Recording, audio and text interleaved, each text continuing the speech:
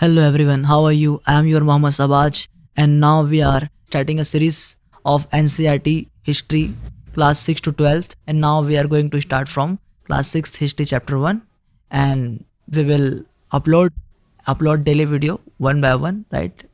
If you are preparing UPSC, PSC or any other competitive exams, or you are in class 6th, then it's video and it's series for you. So yes, let's start. Let's go. Uh, CBSE class 6th NCRT history notes. Class 6th. Okay. So in class 6th, we are now going to read about what, where, how, and when. Chapter from hunting, gathering to growing food. In chapter 3, in the earliest city. In chapter 4, what books and burials tells us kingdoms. In chapter 5, kingdoms, kings, and early republic. Chapter 6, new question and ideas. Chapter 7, Asoka the emperor who gave up war. Chapter 8, vital villages and thriving towns. Chapter 9, traders, kings, and pilgrims. Chapter 10, new empires and kingdom. And chapter 11, building, painting, and books. So let's go. So one by one, now we are going to study chapter 1. What is the chapter 1? So chapter 1 tells us about that what, where, and how, and when. The chapter 1 will tell us what, where, how, and when. Let's go. So what can we learn from history? The history tells us how people lived long ago. History tells us how people lived long ago. How people lived long ago, and we learn about their food. So what they eat, food, right? What was they eat in foods, right? About clothes. What are the clothes they wear that they wear, right? About houses, works, and beliefs. So we get to know about kings. So from history, we learn about kings, farmers, traders, hunters, gatherers, artists, and scientists, etc. Things are we can learn from history. So history tells us many things, right? So these are the things that we learn from history. So where did people live in the past? Yes. So where did people live in the past? People lived near river, hills, and forest. Yes. Early people lived near the Narmada river. They were skilled gather. Yes, they were skilled gatherers. Yes. And at 8,000 years ago, people near Suleiman's and Kirthar hills started farming. Yet from today's 8,000 years ago, people near Suleiman and Kirthar hill. So people near Suleiman and Kirthar hills started farming. People in Garo hill and Vindhya region also began farming. So people who live in the area of Garo hills and Vindhya regions also began farming. Rice was first grown near the northern Vindhyas. Yes. So rice was first grown northern Vindhyas. People started domesticating animal and living in villages. So people started domesticating animals and living in villages. About 2,500 years ago, cities developed near the Ganga river and sea coasts. So where city were developed near the Ganga river, sea coast. Magadha, now in Bihar, became a powerful kingdom. Yes. So Magadha, now in Bihar, became a powerful kingdom. So how did travel in the past? How did people travel in the past? People walked through mountains and forest to find food or escape natural problems. So traders moved with caravans and ships. Religious teachers traveled to spread their messages, and even though natural boundaries like seas, rivers, and hills were hard to cross, people still traveled and settled, right? Yes, people still travel and settle that time. So How did people travel in the past? People walked through mountains and forests to find food or escape natural problems. There are many natural problems that, right? So that's why people escape. Uh, People walked through mountains and forests, right? Our traders moved with caravans and ships. Yes, traders moved with caravans and ships.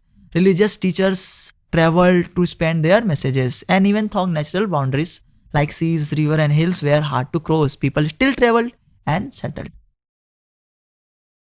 And after that, names of the land. India comes from Indus River. Yes, the India name is come from Indus River, called Sindhu in Sanskrit. Greeks called it Indos or Hendos. The Bharat was a name used in the Rig Veda.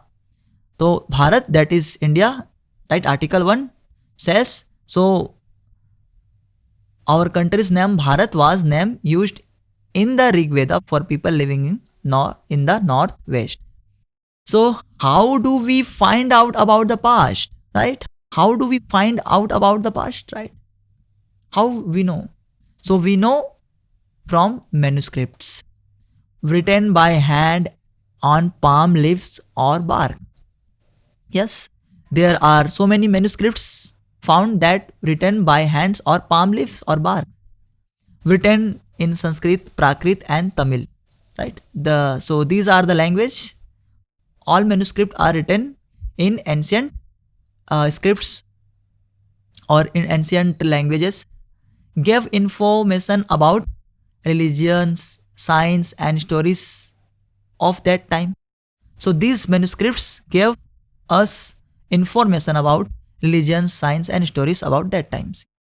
How do we find about the past? The first is manuscript and the second is inscriptions. Writing on hard surface like stone or metals. So inscriptions are writings on hard surfaces and stone or metals. Kings wrote rules or messages for the people to read. So kings wrote rules, many rules and many and so much messages for the people to read. And archaeology, study of old object like tools, coins, pots and houses. Okay. So archaeology is also tells about history.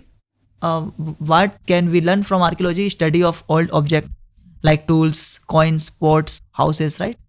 Archaeology dig and study these things to learn about the past. So these are the three main sources of history. So what are the three main sources that we had learned? The first is manuscript, the second is inscription, and third is archaeology.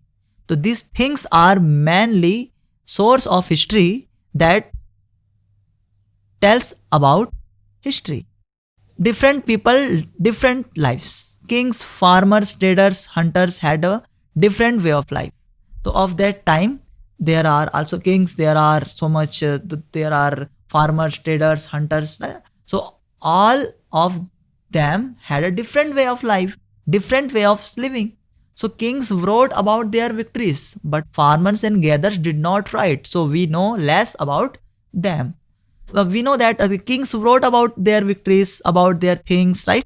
So we know about more about kings, but farmers and gatherers did not write. So we know less, very less about them. Ashoka's inscription in Kandahar, the found in Afghanistan. So Ashoka's inscription in Kandahar, found in Afghanistan, about 2250 years old. So written by Emperor Ashoka. These inscriptions that are found from Kandahar, written by Emperor Ashoka in Greek and Aramaic, right? So written in Greek and Aramaic script or languages. What is decipherment? The skill of reading old languages, and script is called decipherment. The skill of reading old languages and scripts is called decipherment. Okay, helps us. Decipherment helps us understand about old inscription and writings, right? So the date is the thing that we use daily, So what do you mean by dates in history? What do you mean by dates? So we know that in history the dates is very important. So we count years from the birth of Jesus Christ.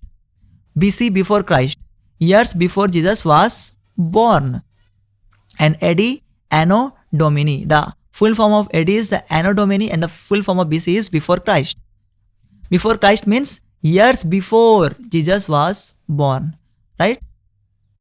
Dates we count that are start from the BC means Jesus was born. The time from Jesus was born. BC before Christ and AD Anno Domini means in the year of the Lord after Jesus was born. So this is the parameter of the counting of dates BC and AD.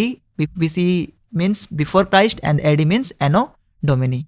Now chapter 1 is completed and now we will study about chapter 2. In chapter 2 we will study from hunting, gathering to growing food.